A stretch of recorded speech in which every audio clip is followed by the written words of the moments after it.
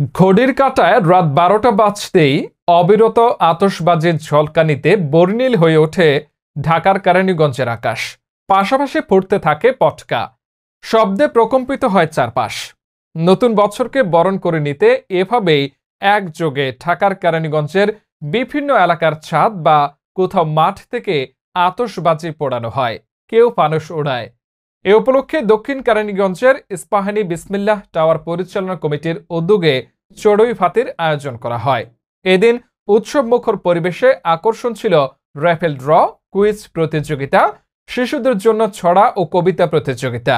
এছাড়াও অভিভাবকদের জন্য বিভিন্ন খেলার আয়োজন করা হয়।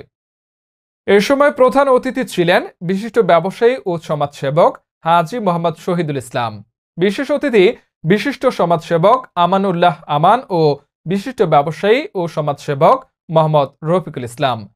এছাড়াও বিসমিল্লাহ টাওয়ার পরিচালনা কমিটির সভাপতি আলহাজ শেখ শাহ আলম ও সাধারণ সম্পাদক মোহাম্মদ আনিসুর রহমান, উপদেষ্টা মণ্ডলীর সদস্য হযরত আলী সহ আর অনেকেই উপস্থিত ছিলেন।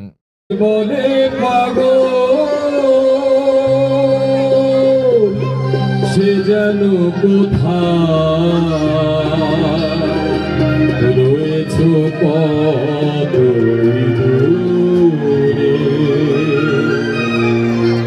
মন কেন এত কথা বলে